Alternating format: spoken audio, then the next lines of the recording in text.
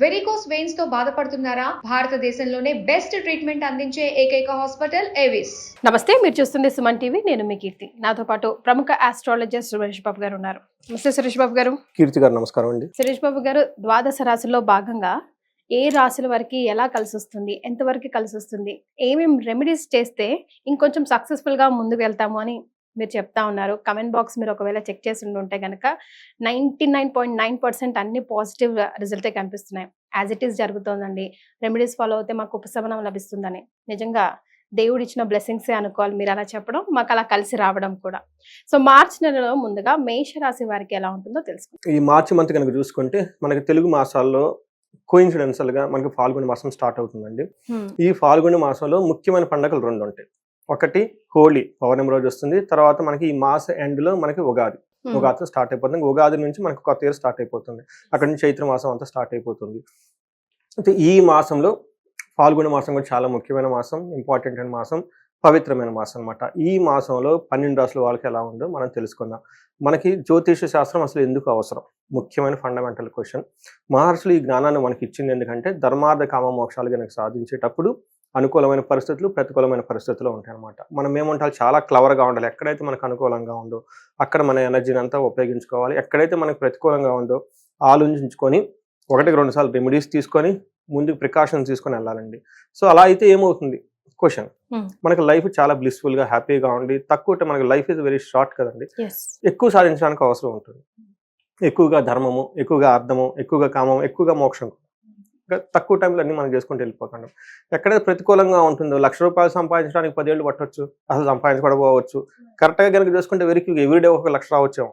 So అందుకని చెప్పేసి ఇది శాస్త్రం మనకి ఎలా యూజ్ అవుతుందంటే ఒక దిక్సూచి లాగా, ఒక ఇండికేటర్ లాగా మనకి యూజ్ అవుతుంది. కార్లు నడిపేటప్పుడు డాష్ బోర్డ్ లాగా ఎలా ఉంటాయి పారామీటర్, అలా చూసుకుంటే లైఫ్కి సంబంధించిన మన మహర్షులు ఇచ్చిన జ్ఞానం అండి. దీన్ని వాడి ప్రతి ఒక్కళ్ళు ఎంతో శోభాయమానంగా అష్టైశ్వర్యాలతో భోగభాగ్యాలతో లైఫ్ అనేది బ్లిస్ఫుల్గా హ్యాపీగా జీవించాలని చెప్పేసి మనం కోరుకుంటూ ఈ మాసంలో 12 రాశుల వరకు ఎలా ఉందో చూద్దాం. మనం మేషరాశి కనుక చూసుకుంటే ఇందులో ఉన్న ఫస్ట్ నక్షత్రాలు అశ్విని 1, 2, 3, 4 పాదాలు, భరణి 1, 2, 3, 4 పాదాలు, కృతిక ఫస్ట్ పాదం. అంతేకాకుండా పేరు బలం కనుక మనం చూసుకుంటే చూ, చే, చో, లా, లీ, లు, ఏ, లా, లో, ఆ సెకండ్. ఈ పేరు మోరార్లస్ ఈ సౌండ్తో ఉన్న పేర్లంతా మేషరాశి కింద వస్తారు. మన గ్రహస్థితి మార్చి మంత్లో ఎలా ఉంటుందంటే సూర్యుడు 14వ తారీఖు మీనరాశిలోకి వెళ్తున్నారండి. ఈసారి మీనరాశిలోనే మనకి 4 గ్రహాలు ఉంటున్నాయండి. సో అందులో వచ్చేటప్పటికి మనకి రాహు అక్కడే ఉంటున్నారు. రాహుతో పాటు సూర్యుడు జాయిన్ అవుతారు. తర్వాత బుధుడు, శుక్రుడు కూడా ఆల్రెడీ అక్కడే ఉన్నారండి. అంటే ఎక్కువ ఈ మార్చి మంత్ లో ఈ 4 గ్రహాల యొక్క ఇంపాక్ట్ చాలా ఎక్కువ ఉండబోతుంది. అంతేకాని గ్రహణం కూడా రాబోతుంది. గ్రహణం యొక్క ఇంపాక్ట్ కూడా వీళ్ళకి ఎక్కువ ఉంటుంది. సో ఇది గమనించుకొని మన గ్రహణం గురించి సపరేట్ వీడియో చేద్దామంటే వాళ్ళకి ఎలాంటి ఇంపాక్ట్ ఉంటుంది. ఇది వచ్చేటప్పుడు రెగ్యులర్ గా ఉండే ఫార్మాట్ లో మనకి మనకి ఈ 4 యొక్క గ్రహాలు, బుధుడు మీనరాశిలోకి, శుక్రుడు మీనరాశిలో, కుజుడు వచ్చేటప్పటికి మిథున రాశిలో ఉన్నారండి. ఈ యొక్క 4 గ్రహాల యొక్క ఇంపాక్ట్ వీళ్ళ మీద ఎలా ఉండబోతుందంటే మన మహర్షులు లఘు గోచారము, సూక్ష్మ గోచారం అనే ఒక కాన్సెప్ట్ ఇచ్చారండి. దీని ప్రకారం మనకి ఏమంటే వెరీ సమరీ బ్రీఫ్ గా మనం ముందుగానే తెలుసుకోవచ్చు ఎలా ఉండబోతుంది ఏంటనేది. ఇది కనుక చూసుకుంటే సూర్యుడు 14వ తారీఖు ముందు వీళ్ళకి విత్త లాభం అంటే ధన లాభాన్ని చూస్తూ ఉన్నారండి. ఆ తర్వాత సూర్యుడు వీళ్ళకి వచ్చేటప్పటికి అనవసరమైన ఖర్చులు పెరిగే అవకాశం ఎక్కువగా ఉంటుంది, ధన నష్టం జరిగే అవకాశం ఎక్కువగా ఉంటుంది, ప్రాపర్టీ నష్టం జరిగే అవకాశం ఎక్కువగా ఉంటుంది. అప్పటిదాకా లేదని కనుక దాచిపెట్టుకొని ఉంటే, సేవింగ్ చేసుకోకుంటే ఈ సేవింగ్ ఖర్చు అవకాశం ఎక్కువగా ఉంటుంది. అయితే ఇంకా మిగతా గ్రహాలన్నీ చాలా తటస్థంగా ఉంటున్నాయండి. ఇప్పుడు కుజుడు ఉన్నారనుకోండి, ఇలా ధనం ప్రాప్తి వాళ్ళు, కానీ అంత ధనం అయితే ఎక్కువగా రాదు. అలానే అవమానాలు జరిగే అవకాశాలు ఎక్కువగానే, బట్ అవి కూడా ఎక్కువగా జరగవు. కానీ వీళ్ళకి శుక్రుని వల్ల కూడాను కొంచెం ఇబ్బంది జరిగే అవకాశం ఎక్కువగా ఉంది. కానీ విపరీత వేద కాన్సెప్ట్ ఉండటం వల్ల 4 గ్రహాలు ఒకే చోట ఉండటం వల్ల మేషరాశి వాళ్ళకి ఒక్క ధనం విషయంలో తప్పగా మిగతా అన్ని విషయాల్లో సాధారణంగా ఉండే అవకాశం మనకి ఎక్కువగా ఉంది. అయితే మన డీటెయిల్స్ చూద్దాం ఎలా ఉంటుంది ఏంటనేది. 12లో సూర్యుడు ఉండటం వల్ల మనకి ఏం చెప్తారంటే స్వస్థాన నాశనం చైవ బంధు రోగ ధనవేహం ప్రాణ పర్యంత మాపత్తి రవమానం వ్యయే రవు అని చెప్తారు అనమాట. అంటే మనకి 12వ ఇంట్లో కనుక సూర్యుడు కనుక ఎవరికైతే ఉంటే ఏం జరుగుతుందంటే స్వస్థాన నాశనం చైవ, పదవిని కోల్పోయే అవకాశం ఎక్కువగా ఉంటుంది. సో మనకి రీసెంట్గా ఒక ఇన్సిడెన్స్, నేను ఈ రాశి ఫలాలు చేస్తున్నప్పుడు మకర రాశి వాళ్ళకి, సో వాళ్ళకు కూడాను కపుల్ ఆఫ్ మంత్స్ బ్యాక్ 12వ స్థానంలో రవి ఉన్నారు. ఆ టైంలో ఇలా అడిగారు, ఏమంటే గురువు గారు కొత్తగా జాబ్ వచ్చిందండి మాకు, అసలు ఏంటి పొజిషన్ అని. నేనేం ఆలోచించానంటే వీళ్ళకి ఏలినాటి శని అయిపోతుంది కదా, అంతా బాగుంటుంది అన్నట్టు అనుకున్నాను నేను. అయితే ఇది ఇగ్నోర్ ఆ టైంకి నా మైండ్కి రాలే ఇక్కడ సూర్యుడు ఉన్నారు అని చెప్పేసి. ఆ తర్వాత 15-20 డేస్కి నాకు ఫోన్ చేసి గురుగారు జాబ్ పోయిందండి ఏంటి అని చెప్పేసి. నేను అప్పుడు రియలైజ్ అయినా సూర్యుడు అక్కడ ఉన్నారు, ఆ విషయం నేను మర్చిపోయానని చెప్పేసి.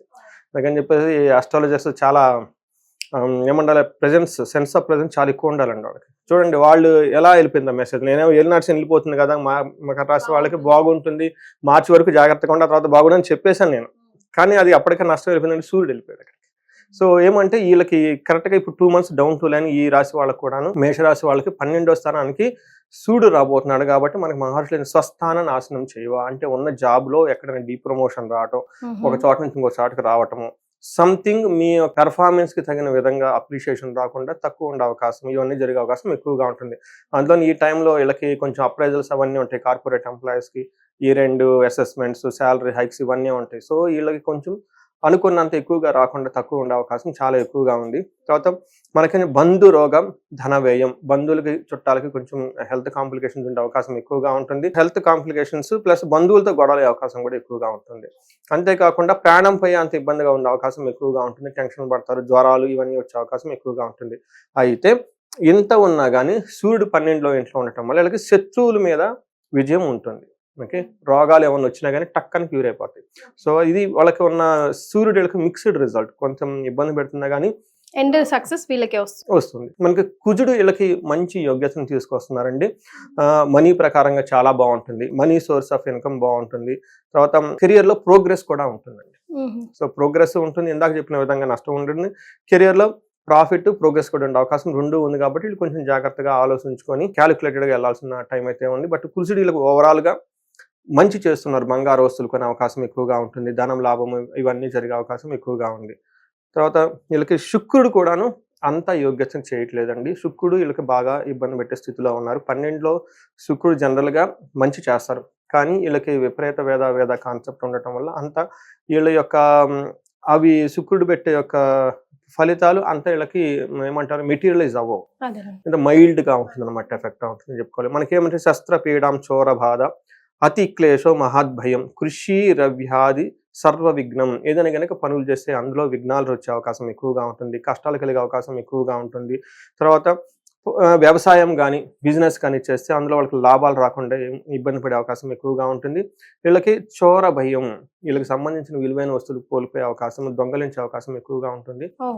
వీళ్ళు చాలా ఏమంటారు అలర్ట్ గా ఉండాలి. అందులోనూ ఈ మాసంలో ఏప్రిల్ మార్చి మంత్ లో కొంచెం పెళ్లిళ్ళు అవి ఉండటం, తర్వాత పిల్లలకి ఎగ్జామ్స్ ఇవన్నీ ఉండటం, కొంచెం సమ్మర్ కదండి, కొంచెం బయట పడుకునే అవకాశం ఎక్కువగా ఉంది. ఈ రాశి వాళ్ళకి కొంచెం దొంగతనాలు అవి జరిగే అవకాశం ఎక్కువగా ఉంది, కేర్ఫుల్ గా ఉంది. రైట్. మరి నక్షత్రాల ప్రకారంగా మేషరాశి వారికి ఎలా ఉంటుందంటారండి? మనకి ఇందులో 3 నక్షత్రాలు ఉంటాయండి, అశ్విని, భరణి, కృతిక. అశ్విని వాళ్ళకి కనుక చూసుకుంటే 3 విషయాల్లో చాలా పాజిటివ్ గా ఉంది, 3 విషయాల్లో ఛాలెంజింగ్ గా ఉంది. వీళ్ళకి ఎక్కడ పాజిటివ్ గా ఉందంటే వీళ్ళకి లాభప్రదంగా ఉంటుంది, మంత్ అంతా సౌఖ్యంగా ఉంటుంది. తర్వాత అనుకున్న పనులని అనుకున్న విధంగా కొంచెం అటు ఇటు అనే రిజల్ట్ వైజ్ అయితే అంటే బాగుంటుంది. ఛాలెంజెస్ ఎక్కడ ఉన్నాయంటే అండి వీళ్ళకి కలహము, గొడవలు వచ్చే అవకాశం ఎక్కువగా ఉంటుంది. తర్వాత మృత్యు భయం, సో ఏదో ఒక విషయంలో వీళ్ళకి కొంచెం భయం కలిగే సిచ్యువేషన్లు ఎక్కువగా ఉంటుంది. తర్వాత వీళ్ళు అనుకున్న డ్రీమ్స్ నాశనం అని కూడా చూస్తున్నారు. మనం ఇందాక కూడా చెప్పుకున్నాము, కుజుడు సరిగా లేకపోవడంతో ధన నష్టము, వ్యవసాయదారులకి పంట నష్టం జరిగే అవకాశం ఎక్కువగా ఉంది. భరణి నక్షత్రం వాళ్ళకి ఇది 2 విషయాల్లో పాజిటివ్, 3 విషయాల్లో ఛాలెంజింగ్ ఉంది. ఎక్కడ పాజిటివ్ అంటే వీళ్ళకి లాభప్రదంగా ఉంటుంది, సౌఖ్యంగా ఉంటారు. మనకి ఛాలెంజెస్ ఎక్కడ అంటే గొడవలు అయ్యే అవకాశం ఎక్కువగా ఉంటుంది, అనుకున్న పనులు విఘ్నాలు వచ్చి ఆటంకం వచ్చేసి అది కార్యభంగమయ్యే అవకాశం ఎక్కువగా ఉంది. కృతికా నక్షత్రం వాళ్ళకి 2 విషయాల్లో చాలా బాగుంది, 2 విషయాల్లో ఛాలెంజింగ్ గా ఉంది, 3 విషయాలు బాగున్నాయి. ఫస్ట్ ఈ మంత్ అంతా వీళ్ళకి చాలా లాభప్రదంగా ఉంటుంది, సౌఖ్యంగా ఉంటుంది, క్షేమంగా కూడా ఉంటుంది. ఛాలెంజ్ ఏమంటే గొడవలు అయ్యే అవకాశం ఎక్కువగా ఉంటుంది. ఈ గొడవలు కూడా అన్నాదమ్ముల వల్ల గొడవలు ఎక్కువ ఉండే అవకాశం ఎక్కువగా ఉంటుంది, ఫ్యామిలీ డిస్ప్యూట్స్ ఉండే అవకాశం ఉంటుంది. దేహ పీడం, శారీరకంగా కొంచెం ఇబ్బందులు వచ్చే అవకాశం ఎక్కువగా ఉంటుంది, అంటే ఒళ్ళంతా ఎక్కడో పెయిన్స్ కానీ ఇలాంటివి వచ్చే అవకాశం ఎక్కువగా ఉంటుంది. కృతికా నక్షత్రం వాళ్ళు చాలా కేర్ఫుల్ గా ఉండాలి. వీళ్ళకి వైరల్ ఫీవర్లు వచ్చే అవకాశం ఎక్కువగా ఉంటుంది, మానసికంగా అధికంగా చాలా ఒత్తిడికి గురే అవకాశం ఎక్కువగా ఉంటుంది వీళ్ళకి. మిగతా వాళ్ళకైతే ఓకే, నక్షత్రాల వైజ్ కనుక చూసుకోండి అంత పెద్ద ఏం లేదు. బట్ కృతికా నక్షత్రం అంటే చాలా కేర్ఫుల్గా ఉండడం ఎంతైనా అవసరం. రైట్. మరి వీళ్ళంతా అసలు మేషరాశి వారు ఎలాంటి రెమెడీస్ మార్చి నెలలో పాటించాలంటారు సురేష్? వీళ్ళకి మెయిన్ రెమెడీస్ వచ్చేటప్పటికి కలహము, గొడవలు జరిగే అవకాశం ఎక్కువగా ఉందండి. మనకి ఈ గొడవలు కూడా అంటే కొంతమంది చాలా సింపుల్ గా ఉంటాయి, కొంతమంది చాలా హై లెవెల్లో గొడవ. చిలికే గాలి వాన. అవునండి. అంటే వీటితో పాటు వాళ్ళ పర్సనల్ జాతకం కూడా మనం చూసుకోవాలి. అందులో మనకు తెలుస్తుంది. ఇది మనకు ఒక 25-30% ఉంటే పర్సనల్ కాలంలో వాళ్ళకి దశ ఏముంది, భుక్తి ఏముంది అని. అందుకని కొంతమందికి కలహం లైట్ గా ఉంటుంది, సింపుల్. కొంతమందికి కోర్టు కేసులు దాకా పోయి కొంతమందికి ఎక్కడికో వెళ్ళిపోతారు. మన టీవీలో న్యూస్లు చూసేస్తున్నాం అనమాట. అక్కడ దాకా వెళ్ళిపోయి సిచ్యువేషన్స్ కూడా ఉంటాయి. అంటే వాళ్ళ టైం బాగలేక, వాళ్ళ దశలు బాగలేకపోతే ఎన్ని జరుగుతుంటాయి. వాళ్ళకున్న తీవ్రతను బట్టి పరిహారాలు చేసుకోవాలి. ఫస్ట్ ఈ మార్చ్ వాళ్ళకి సింపుల్ రెమెడీ అంటే కందుల్ని కేజీ బాగా గనక దానం చేస్తే సుబ్రహ్మణ్యేశ్వర స్వామి గుడిలో చాలా చాలా బాగుంటుంది. గుడికి సంబంధించండి, గుడిలో అర్చకుడిక గుడికి ఇచ్చేస్తే ఎక్కడ ఇచ్చినా పర్లేదండి. సత్పురుషులకు ఎవరికి ఇచ్చినా పర్లేదు, బ్రాహ్మణులకి ఇచ్చిన. కొంతమంది ఈ మధ్య వాళ్ళు కూడా తీసుకోవట్లేదు, బ్రాహ్మణులు రిజెక్ట్ చేస్తున్నారు. నేను కూడా గమనించాను. సారీ అండి ఏమనుకోవద్దండి, మీకు తీసుకోవట్లేదు అని చెప్పేస్తున్నారు. అందుకని సత్పురుషులకి, గురువులకి, మంచి వాళ్ళకి, పేదవాళ్ళకి ఎవరికి ఇచ్చినా కానీ హంబుల్గా, వాళ్ళ తీసుకునే వాళ్ళ గుణం హంబుల్గా ఉండాలి, ఇచ్చే వాళ్ళు కూడా చాలా హంబుల్గా ఉండాలి. సో వాళ్ళు గుళ్ళో బ్రాహ్మణులు అని చెప్పేసి వద్దు అని చేయలే ఊపిన వాళ్ళకి అనవసరం కొట్టండి. అందుకని చెప్పేసి ఉత్తమలకి, అవసరం ఉన్న వాళ్ళకి ఎవరికి ఇచ్చినా కానీ ఓకే, హంబుల్గా ఇవ్వాలి. తీసుకునే వాళ్ళు కూడాను ఒక గొప్ప వరం మనకి ఇస్తున్నారనే యాంగిల్లో తీసుకోవాలండి. అదేదో తీసుకున్నట్లు వాళ్ళు కూడా ఫీలింగ్ ఉండకూడదు, వాళ్ళదేదో మనకు వచ్చేస్తుంది అన్న ఫీలింగ్ అది ఉండకూడదండి. యాక్చువల్లీ ఇచ్చిన వాళ్ళకి మంచి వస్తుంది, కలిసిన వాళ్ళకి మంచి వస్తుందండి. నేను ఇందాక ఎక్కడో చూశాను, నేను పులిహార, నిమ్మకాయతో కనుక పులిహార చేసి పెడితే గురువారం రోజున ఇచ్చే వాళ్ళకి పుణ్యం అంట, తీసుకునే వాళ్ళకి కూడా పుణ్యం అంట. గురువు వస్తారండి. గురువు ఎప్పుడైతే వస్తారు, జ్ఞానం వస్తారు, పిల్లలు వస్తారు, ధనం వస్తారు, అంతా వచ్చేస్తుంది. గురుబలం ఉంటే దేనైనా సాధించవచ్చు. సాక్షాత్తు ఇంద్రుడు అంతటి వాడే గురువుని యొక్క ఉదయం సాయంత్రం నమస్కారం చేసుకుని బయటకు వెళ్లే ముందు ఆయన ఆశీర్వాదం తీసుకుని వెళ్తారు. గురువు పెద్ద చదువుకొని ఏమంటారు, మనందరికీ తెలుసు, సింపుల్ లైఫ్ గడుపుతూ ఉంటారనమాట. బట్ అంత విశేషం ఉంటుంది. అందుకని మనం ఏది చేసినా కానీ మనకి ఎవరినిచ్చినా, చాలా మంది నేను కూడా ఇది కూడా చూస్తుంటానండి, ఇంటికి వాళ్ళ ఇంటికి వెళ్ళగానే ఒక గిఫ్ట్ ఇవ్వడానికి ట్రై చేస్తారు. వద్దండి గిఫ్ట్ అనుకుంటారు. అలా చేయకూడదండి. మా మదర్ కూడా అలానే చేసేది. వాళ్ళ బ్రదర్స్ కానీ ఎవరైనా వచ్చి 500 రూపీస్ లేదంటే జాకెట్ మిగిలిపోతే వద్దు నేను రిజెక్ట్ చేస్తుంది. తర్వాత నేను చెప్పాను మమ్మకి, ఇలా చేయకూడదమ్మా, మనకి శక్తోపాసన, వాళ్ళ ఉన్న పాజిటివ్ ఎనర్జీ మనకు రావాలి, మనకున్న పాజిటివ్ ఎనర్జీ వాళ్ళకి కావాలి. అప్పుడేమవుతుంది, మన ఎనర్జీ వాళ్ళ ఎనర్జీ డబల్ అవుతుంది. మనం ఏమనుకుంటాం, వాళ్ళది మనం తీసుకుంటే మనం వాళ్ళకి పోతుంది, ప్లస్ మైనస్ చూస్తున్నాం. But it's not plus minus, it's multiplication. Multiplication. అప్పుడు మమ్మ తీసుకొని స్టార్ట్ చేసి, ఎవ్వరు మనకి ఏది ఇస్తున్నా హంబుల్గా తీసుకోవాలి. ఎందుకంటే మనకు అదృష్టం ఉండబట్టి ఇవ్వబోతున్నారు. మనది ఏమంటారు, వాళ్ళకి ఎందుకు ఇస్తున్నారు, వాళ్ళకి ఇప్పుడు ఇస్తే మళ్ళీ రేపు మనం తిరిగి ఇవ్వాలి, ఈ లాజికల్ చాలా పెట్టేసుకుంటాం అనమాట. మళ్ళీ అందులో క్యాలిక్యులేషన్స్, పోయినసారి వాళ్ళు 1000 ఇచ్చారు, మనం 1005 రూపీస్ ఇచ్చాము, 5 రూపీస్ ఇది, అలా కాదండి. What ever comes to you with the most divine atmosphere, take action. తర్వాత నచ్చింది, మీకు నచ్చలేదు, తీసుకున్న తర్వాత ఏదో మీకు నచ్చని వస్తువు ఏదో ఇచ్చారు, దాన్ని అంతే హంబుల్గా వేరే వాళ్ళకి ఇవ్వండి. హూ ఏదో నీడీ ఉన్న వాళ్ళకి ఇవ్వండి. మీకు ఉపయోగపడకపోయినా ఎదుటి వాళ్ళకి ఉపయోగపడవచ్చు. అవునండి, ఇది కంపల్సరీ గుర్తుపెట్టాలి. ఎందుకంటే మనం ఉమెన్ సిరీస్ చేస్తున్నాం కాబట్టి అది చాలా బ్యూటిఫుల్ ప్రొసీజర్ మన పెద్దవాళ్ళు పెట్టారండి. అది ఆ పసుపు కుంకుమ పుణ్యకరమైన వస్తువులు ఇచ్చి తీసుకోవటం, శక్తి ఉపాసన చేసుకోవటం. శక్తోపాసన, శక్తి క్రియ అని ఒక క్రియ ఉంటుంది, యోగాలో కూడా చెప్తారండి. ఇది మన ఈ శక్తి క్రియ ఎంత పవర్ఫుల్ అంటేనండి, జన్మలో కనెక్ట్ అవుతుందండి. అంత పవర్ఫుల్. మనకు తెలియదు అది. మనం ఏమనుకుంటాం, ఏదో ఒక స్వీట్ ఒక తమలపాకులు ఏదో పెట్టేస్తున్నాం అనుకుంటాం, కానీ బట్ అది కాదండి. ఇట్ గోస్ బియాండ్, జన్మకి వెళ్ళిపోతుందండి. అక్కడ కూడా మనకు క్లియర్ అయిపోతుంది. బ్యూటిఫుల్ ప్రొసీజర్ మన వాళ్ళు పెట్టారండి. ప్రతి దాంట్లో శాస్త్రీయత ఉంటుంది అంటే ఇట్స్ ఆల్ ప్రూవెన్ అండి. చాలా మందికి పునర్జన్మలు మనకి హిప్నాటిజం ద్వారా ఇటు వరకు చేసి కనెక్ట్ అయిన ఉన్నారండి. మనం చేసి చెప్పుకుంది కాదండి. ఇట్స్ ఆల్రెడీ చాలా రీసెర్చ్ పేపర్స్ ఉన్నాయండి వీటి మీద. సో నేను ఇవన్నీ తెలిసినప్పుడు మై గాడ్, ఇవన్నీ మనకు ఎందుకు చేయట్లేదని నేను అనుకుంటాను. మన దగ్గర ప్రొసీజర్ ఉంది, తెలుసు, కానీ మనం చేయట్లేదు. ఇంకొకటి సరైన అంటే దృక్పథం అంటారండి, మన ఏమంటారు అవుట్లుక్, పర్సెప్షన్ కరెక్ట్ గా ఉండాలి దాని గురించి. ఆ డివోషన్ అది చేసుకుంటా ఉంటే దట్ లైఫ్ ఈజ్ ఎంజాయబుల్ అండి, ఎవ్రీ మూమెంట్ అండి. Otherwise everything goes logic, profit loss, ups and downs, so much unnecessary thinking అనమాట, ఎకనామికల్ గా వెళ్ళిపోతూ ఉంటాం. కానీ వీళ్ళకి కలహం ఉంది. కలహం పోవడానికి కేజీంబావు కందులను కనుక దానం చేస్తే, సో కుజుడికి అధిష్టానది సుబ్రహ్మణ్యేశ్వర స్వామి అండి. వీళ్ళకి సుబ్రహ్మణ్యేశ్వర స్వామి కనుక గుళ్ళో దర్శించుకున్నా, కొంచెం చాంట్ చేసుకున్నా కానీ చక్కగా బాగుంటుంది. అంతేకాకుండా వీళ్ళు మృత్యు భయం కూడా ఉందండి. చాలా మంది మృత్యు నన్ను అడుగుతున్నారండి, మృత్యు అంటారు. మృత్యు అంటే అది మనం చనిపోవటం కాదని మీనింగ్ అండి. సంస్కృతంలో మృత్యు అన్నదానికి చాలా మీనింగ్లు ఉంటాయి. మృత్యు అంటే ఆగిపోవటం అండి. ఓకే, ఏం ఆగిపోవటం, మన ప్రాఫిట్ ఆగిపోవటం, లేదంటే మనం ముందుకెళ్ళాలనుకుంటాం అది ఆగిపోవటం, ఎక్కడో కనుక స్ట్రక్ అయిపోండి దాన్ని మృత్యం అంటారు. అది పోకుండా అంటే అమృత్యం, అమృతం, ముందుకెళ్ళిపోవాలి కంటిన్యూస్ గా. మనం చేసిన ప్రతిదీ ముందుకెళ్ళాలనుకుంటాం కదా, ఆబ్స్ట్రకల్స్ ని మృత్యు అనొచ్చు, అవునండి, హడిల్స్ ని అనుకుంటామండి. కానీ చాలా మంది మీరు అలా చెప్పకండి అంటున్నారు. మరి శాస్త్రం చెప్పారు కదా, మరి నేను ఇక్కడ మీకు సౌఖ్యం అని చెప్తున్నాను, ఎంజాయ్ చేస్తున్నారు, లాభం అని చెప్తున్నారు, ఎంజాయ్ చేస్తున్నారు, సర్వజన పూజ్యం అని చెప్తున్నారు, రాజ్య లాభం అని చెప్తున్నారు, అన్ని చెప్తున్నారు కదా, మరి ఇది కూడా ఉండాలి కదా. ఇది కూడా ఉండాలి. కానీ మీ నోటితో వింటే మాకు అదో కొంచెం క్లిక్ అంటుంది. బట్ మీరనే మృత్యు అంటే మృత్యు చనిపోవడం, చావు, డెత్ కాదు, పనిలో ఆటంకం. కరెక్ట్ అండి, అంతే కదా. దాన్ని పాజిటివ్ గా తీసుకోవాలండి. ఎందుకంటే బ్రహ్మ విష్ణు మహేశ్వర, మనకి వైరాగ్యం కూడా ఉండాలండి. జీవితంలో కొన్ని వదిలిపెట్టుకోవాలండి. ఓకే, ఆ కళాత్మకంగా వదిలిపెట్టుకోవటం కూడా వైరాగ్యం అంటారు. వైరాగ్యం అంటే ఏంటి, బ్రహ్మ ఏం చేస్తాడు, మనకు వచ్చింది ఉదయాన్నే లెగుస్తాం, అన్ని గుర్తు పెట్టుకుంటాం. నేను తర్వాత ఈ రోజంతా మనం వర్క్ చేసుకోవాలి, ఫుడ్ తినాలి, అదంతా మనకేం విష్ణువుకి సంబంధించి. నైట్ మళ్ళీ పడుకుంటాం వదిలేసి ఎక్కడికక్కడ. నిద్రలో మనం ఏం చూసుకోం కదా, మా హస్బెండ్, మా పిల్లలు, మా అప్పులు ఏమి ఉండగా నిద్రపోతాం చక్కగా. That's what Eshwara.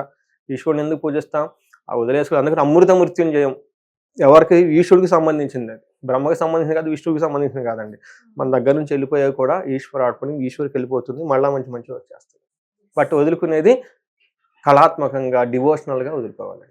That's what వైరాగ్యం. వెరీ బ్యూటిఫుల్లీ సెడ్ అండి. సో ఈ పరిహారాలు మేషరాశి వారు పాటిస్తే చాలా బాగుంటుంది. మళ్ళీ నేను కొంచెం మంది తీవ్రత చాలా ఎక్కువ ఉన్న వాళ్ళకి దిష్టులు తగులుతాయి, తర్వాత రకరకాల ఏడుపులు ఉంటాయి. ఇవన్నీ మనకు తెలుసు కదండి, మనం కష్టపడి చేసుకుంటూ ఉంటాం. కొంతమంది నేర బుద్ధి ఉన్న వాళ్ళు మనల్ని ఏడుస్తూ ఉంటారు, దిష్టి పెడుతూ ఉంటారు. అందుకని వీళ్ళకి సమస్య తీవ్రతలు ఉంటే కనుక వీళ్ళు ఒక బ్యూటిఫుల్ అండి, నాకు బాగా నచ్చింది ఏమంటేనండి, మన్యు పాశుపత అభిషేకం అని ఉంటుందండి. జనరల్ గా మనం రుద్రాభిషేకం చేయించుకుంటాం. కొంచెం బాగా చేయించుకున్న వాళ్ళకి ఏకాదశ రుద్రాభిషేకం అన్ని మంత్రాలు చదువుతారు. ఇందులో మహాన్యాసపూర్వక ఏకాదశ రుద్రాభిషేకం ఇంకా టాప్ అనమాట. అది 1.5 hour పడుతుంది. దీనికి ఇంకా ఆంజనేయ స్వామి మంత్రాలు సంపుటీకరణ చేస్తాం. ఆంజనేయ స్వామి అంటే ఏమండి, కార్యజయం చేయడానికి ఇవ్వండి, బయట కొట్టడానికి కానివ్వండి, ఎలాంటి బాధ ఆంజనేయ స్వామి అంట. ఈయన మంత్రాలతో సంపుటీకరణ చేస్తే ఇంకా లెంతీ పూజ అవుతుంది, అంటే స్ట్రాంగ్ అనమాట. అది నేను చాలా మందికి చేయించానండి. విత్ ఇన్ 1 week లో రెమెడీస్ అండి, రిజల్ట్ అండి అసలు చాలా మంది. అందుకని నేను చాలా మందికి అది చెప్తాను అనమాట. అంటే చాలా మంది దీని గురించి కూడా తెలియదు. ఇది రుద్ర. మాకు ఇంకొక ప్రాబ్లం ఏమంటేనండి, ఏమంటే మీరు చెప్పారండి మా విలేజెస్ లో ఉండవని చెప్తారు. శివుడి గుళ్ళో ఉంటాయి, ఎప్పుడో ఉదయం వచ్చేసి నీళ్ళు వెళ్ళిపోతారండి, సరిగ్గా చేయరండి. కొంచెం టౌన్స్ లో అయితే ఓకే చేస్తారండి, కానీ ఆ మహాన్యాసం చేయరండి. నేనేం చెప్తానంటే, మహాన్యాసం ఎవరైతే చెప్తారో వాళ్ళకి ఆవాహనం చేయించుకోవాలి. నేను చేస్తుంటే నాకు రుద్రుని ఆవాహనం చేయాలి. బట్ అది మాకు చేయట్లేదండి, వాళ్ళే చేస్తారంటే రకరకాలు ఫెసిలిటీ ఉంటే ఖచ్చితంగా చేయించుకోమని నేను చెప్తాను. లేదంటే మనకు కనెక్ట్ అయినా కానీ మీరు చేయించేస్తాం. వాళ్ళకి లైన్ లో, ఆన్లైన్ లో వాళ్ళు ఎక్కడికి వచ్చినా కానీ. సో వాళ్ళకున్న ప్రాబ్లమ్స్ అన్ని పోతే ఖచ్చితంగా చేయించుకోవాలి. అందులోని వీళ్ళకి కొంచెం నాశనం అని కూడా ఉంది కాబట్టి ఈ రెండింటికి సంబంధించి ఈ పూజ కనుక ఒక్కడ కనుక చేయించుకుంటే హాఫ్ డే అండి 3-4 hours టైం కనుక స్పెండ్ చేస్తే ఎవరికైతే ప్రాబ్లం ఉందో వాళ్ళలోకి రుద్రుని ఆవాహనం చేసి చక్కగా బ్రాహ్మణోత్ముఖంగా వేదాశీర్వాదం ఇచ్చి మంత్రఘోష చేసి ఈ పూజ అంతా చేసి పంపించేస్తారు. చాలా సంతోషం సురేష్ గారు, ధన్యవాదాలు. నమస్కారం అండి.